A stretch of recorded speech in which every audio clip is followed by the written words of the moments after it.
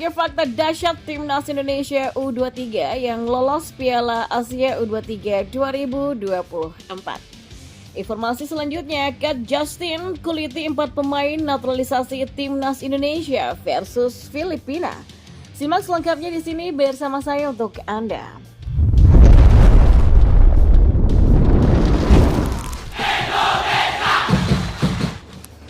Ya, Konfederasi Sepak Bola Asia atau AFC mengulas 3 fakta menarik dalam keberhasilan Timnas Indonesia U23 untuk lolos ke putaran final Piala Asia U23 2024. Ya, perjalanan Timnas Indonesia U23 menuju putaran final Piala Asia U23 2024 patut diacungi jempol.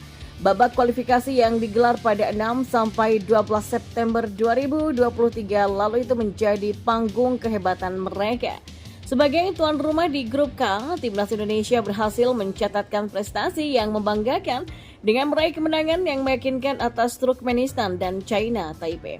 Hasil ini tidak hanya membuat mereka menjadi juara grup dengan koleksi 6 poin, tapi juga memastikan tiket otomatis ke putaran final.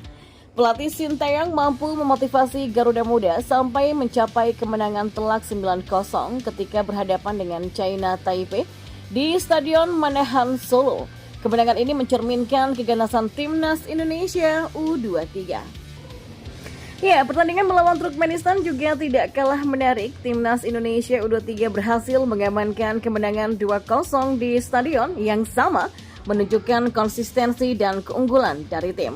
Sebagai salah satu dari 11 tim yang lolos otomatis sebagai juara grup, Timnas Indonesia U23 nyatanya cuma ditempatkan di pot keempat atau terakhir pada drawing Piala Asia U23 2024. Mereka berbagi status yang sama dengan Malaysia, Tajikistan, dan China. Hal ini pun membuka peluang besar bagi mereka untuk berhadapan dengan tim-tim kuat dalam fase grup. Ya, partisipasi Timnas Indonesia U23 dalam Piala Asia U23 kali ini menjadi sangat istimewa karena merupakan debut mereka dalam turnamen ini. Kiprah impresif ini pun AFC mengulas 3 menarik dalam perjalanan Timnas Indonesia U23 untuk melaju ke Piala Asia U23 2024. Dan inilah 3 fakta yang menarik Timnas Indonesia U23 lolos Piala Asia U23 2024. Yang pertama, hasil yang sempurna. Nah, Timnas Indonesia U23 menjadi salah satu tim yang meraih hasil sempurna selama kualifikasi Piala Asia U23 2024. Mereka mengoleksi 6 poin untuk menjadi juara grup K dengan mengalahkan China, Taipei, dan juga Turkmenistan. Selain Indonesia, tim-tim lain yang meraih hasil serupa adalah Yordania dari grup A, Republik Korea di grup B, Uzbekistan di grup E, dan Thailand di grup H, dan Arab Saudi di grup J. Yang kedua, pertahanan solid. Ya, Timnas Indonesia U23 turut mencatatkan statistik impresif perihal aspek bertahan selama kualifikasi Piala Asia U23 2024. Bersama Yordania, Republik Korea, Jepang, Uni Emirat Arab, dan Thailand, Garuda Muda tak sekalipun kebobolan dalam periode kualifikasi. Dan yang ketiga adalah debutan tunggal. Nah, Timnas Indonesia U23 menjadi debutan di Piala Asia U23 2024 dan menariknya mereka menjadi satu-satunya debutan untuk edisi 2024 di Qatar ini. Dan kita beralih ke informasi selanjutnya.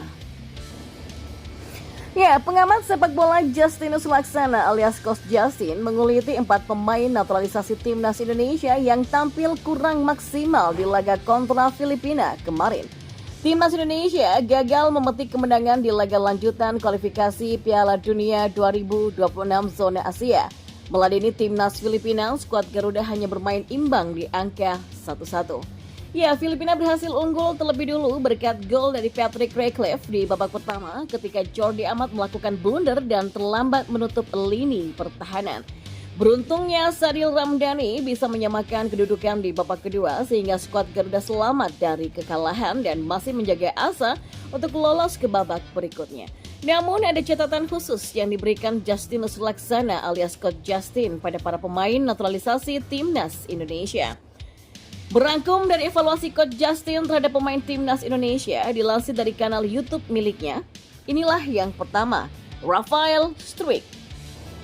Ya, pemain naturalisasi muda Rafael Struijk didapuk menjadi striker Timnas Indonesia sejak menit di awal, namun pemilik nomor punggung 9 itu ternyata kesulitan melakukan finishing. Ya, Coach Justin mengaku jika Rafael Struijk sebenarnya punya kemampuan yang bisa mendongkrak performa timnas Indonesia, hanya saja permainannya masih belum matang. Struijk ini kan skillful, cuma kelihatan banget ini pemain jam terbangnya itu cetek. Beberapa kali dia mengambil keputusan yang salah, sehingga tidak terjadi serangan yang benar-benar bermanfaat seperti melawan Irak. Dia mainnya cukup bagus, cukup solid. Cuman kelihatan banget minim jam terbang dan inilah resiko kalau punya banyak pemain muda. Ya jujur di babak pertama itu memang amburadul, kata Coach Justin. Yang kedua, Jordi Amat. Ya, harus diakui gol Filipina ke gawang Hernando Ari merupakan blunder dari Jordi Amat yang kehilangan bolanya. Sementara lini pertahanan terlambat menutup pergerakan lawan. Tujuan Sinteyong kayaknya kan Elkan Baggett sama Rizky Ridho di belakang. Jordi Amat sekali-sekali membantu serangan ke depan, tapi nggak berhasil, ungkap Coach Justin. Gue juga nggak yakin nih bahwa Amat ini bermain seperti itu di klubnya GDT ya. Gol Filipina di menit ke-23 itu memang salah Jordi Amat, ungkapnya. Yang ketiga, Elkan Baggett. Ya, perlu ditegaskan bahwa Elkan Baggett bukan pemain naturalisasi, tetapi pemain keturunan yang memilih untuk menjadi WNI, sehingga dipanggil untuk membela timnas Indonesia. Sayangnya pada laga kontra Filipina, Elkan Baggett tampil kurang maksimal. Saat sibuk menyerang, ia justru terlambat untuk kembali ke posnya dan akhirnya kebobolan. Waktu Jordi Amat maju, si Baggett sama Sadil Ramdhani ini masih melebar, hilang bolanya, masuknya itu telat. Dan itu deh hal-hal kecil yang bisa fatal di dunia internasional, kata Coach Justin. Dan yang keempat adalah Sandy Wallace. Ya, Sandy Wallace menjadi salah satu pemain yang kurang kontribusi di babak pertama sehingga ditarik keluar pada menit ke-30 setelah tim kebobolan dan diganti oleh Witan Sulaiman. Yang gue agak kasihan sebenarnya Sandy Wallace di menit ke-30 itu ditarik, emang strateginya nggak jalan. Yang gue lihat ini nggak ada kekompakan antara pemain. Ada beberapa kali dari belakang crossing karena yang tengah hilang, pemain tengah nggak ada yang minta bola, kata Coach Justin.